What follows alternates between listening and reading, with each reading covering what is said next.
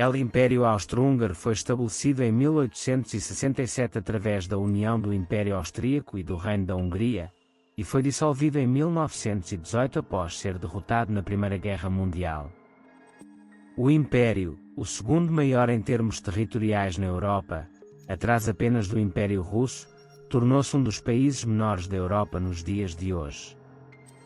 Então, por que esse grande império, apesar de ter avanços tecnológicos e um exército moderno, acabou sendo derrotado e desintegrado na Primeira Guerra Mundial? Para encontrar as respostas a essas perguntas, certifique-se de assistir ao vídeo até o final. Não se esqueça de deixar comentários e clicar no botão "Gostei" para mostrar seu apoio.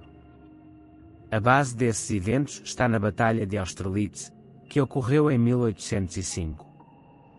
Esta batalha foi uma aliança formada pelo Sacro Império Romano-Germânico, Grã-Bretanha e Império Russo, conhecida como a 13ª Coalizão contra a França liderada por Napoleão Bonaparte. Sob a liderança de Napoleão, a França conseguiu a vitória na Batalha de Austerlitz, redesenhando o mapa da Europa. No final da guerra, o Sacro Império Romano-Germânico foi dissolvido, e seu imperador assumiu o controle do Império Austríaco, estabelecido em 1804. Este novo império também se tornou o governante do Reino da Hungria. A Hungria manteve sua existência como um reino especial com sua própria Assembleia e Constituição, mas os membros da Assembleia eram diretamente designados pelo Império Austríaco.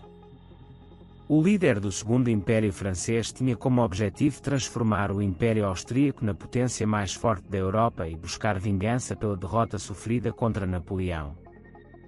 No entanto, para alcançar esse objetivo, ele precisava se fortalecer militarmente e formar novas alianças.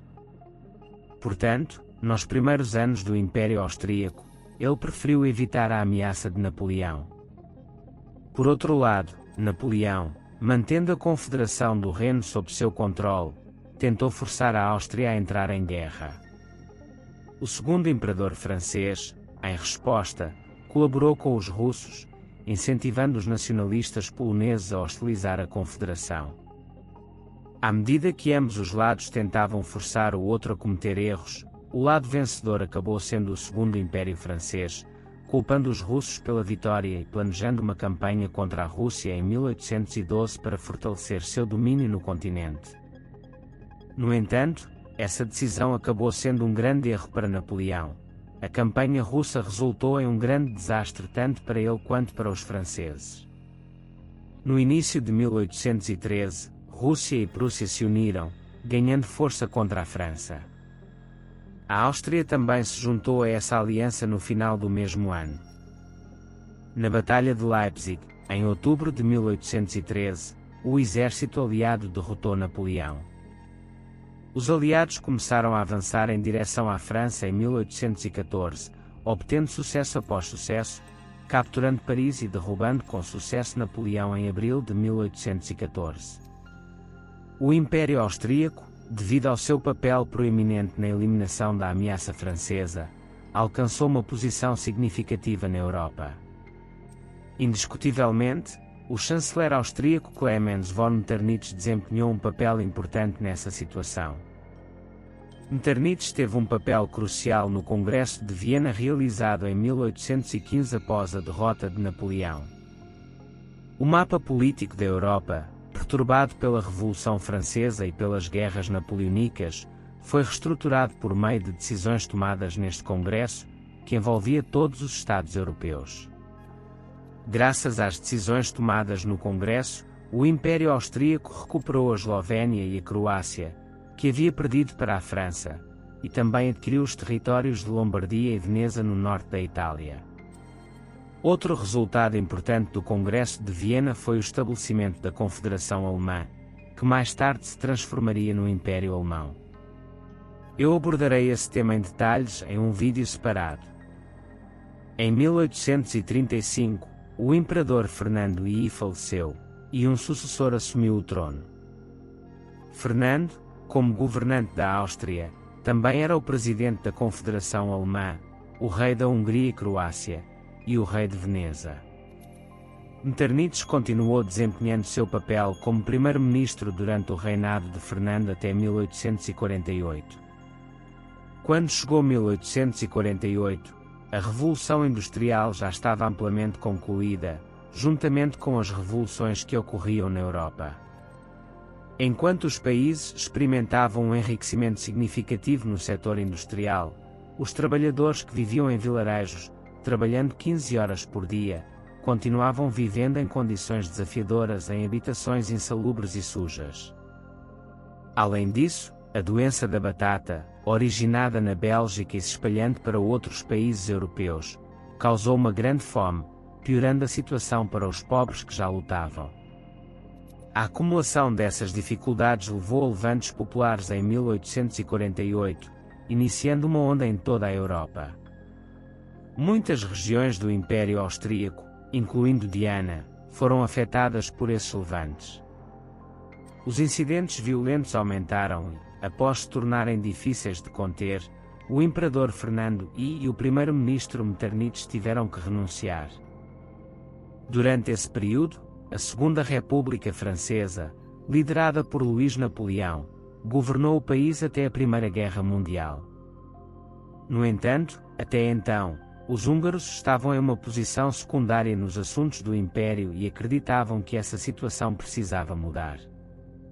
Bem organizados durante a Revolução, os húngaros declararam independência em 1848, estabelecendo a República da Hungria sob sua liderança. Enquanto os franceses lidavam inadequadamente com os eventos em Istambul na época, só conseguiram restaurar sua soberania sobre a Hungria com a ajuda do czar russo. Esse movimento nacionalista também influenciou outras minorias que viviam sob o Império Austro-Húngaro e as encorajou a despertar. Em 1866, a disputa entre o Reino da Prússia e o Império Austro-Húngaro sobre a administração da Confederação Alemã se transformou em uma guerra. Apoiado pela Itália, o Reino da Prússia venceu essa guerra, enfraquecendo significativamente o Império Austro-Húngaro. Ao final da guerra, a Áustria perdeu sua influência sobre a Confederação Alemã e teve que ceder Lombardia e Veneza para a Itália. Após esses eventos, o Império Austro-Húngaro sentiu a necessidade de preparar uma nova Constituição. No entanto, a Constituição pela qual a França havia lutado por anos exacerbou as hostilidades entre as nações que viviam na Áustria. Especialmente a insistência e pressão dos húngaros levaram a Áustria a aceitar a proposta de monarquia dual em 1867. Assim, formou-se um novo Estado chamado Império Austro-Húngaro, onde haveria uma administração conjunta em questões de governo, exército e política externa, enquanto cada um seria independente em todos os outros aspectos. Em 1875, os levantes nos territórios balcânicos do Império Otomano levaram ao início da Guerra Russo-Otomana. Esses eventos culminaram na Guerra Russo-Otomana, que resultou na completa expulsão do Império Otomano da Europa e na anexação da Bósnia-Herzegovina pela Áustria-Hungria após o Congresso de Berlim de 1878. No entanto, essa decisão, especialmente a percepção entre os povos eslavos de que a Bósnia-Herzegovina liberada deveria fazer parte da Sérvia, provocou a reação de todas as populações eslavas. A ideia de que o Congresso de Berlim continha indecisão e injustiça se tornaria mais tarde um tema significativo. Em um momento em que a Europa não sabia que essa situação seria sua perdição em 1914, em 28 de junho de 1914, o arquiduque Francisco Fernando, príncipe da Áustria e herdeiro do trono austríaco, visitou Sarajevo. Enquanto percorria as ruas de Sarajevo com sua esposa em um carro aberto, um nacionalista, Gavril Príncipe, atacou o carro aberto, resultando na morte de Francisco Fernando e sua esposa. Este assassinato perturbou o delicado equilíbrio que mantinham os dois países unidos, e a Áustria-Hungria, atribuindo o assassinato à Sérvia, declarou guerra. Após a declaração de guerra, a Rússia, protetora da Sérvia, mobilizou-se, enquanto a Alemanha apoiou a Áustria-Hungria, declarando guerra à Rússia e França. Essa série de eventos levou ao início da Primeira Guerra Mundial, sobre a qual me aprofundei em um vídeo detalhado que você pode assistir clicando neste link. Após o início da Primeira Guerra Mundial, o imperador Francisco José da Áustria-Hungria faleceu em 1916. Ele foi sucedido pelo jovem arquiduque Carlos II.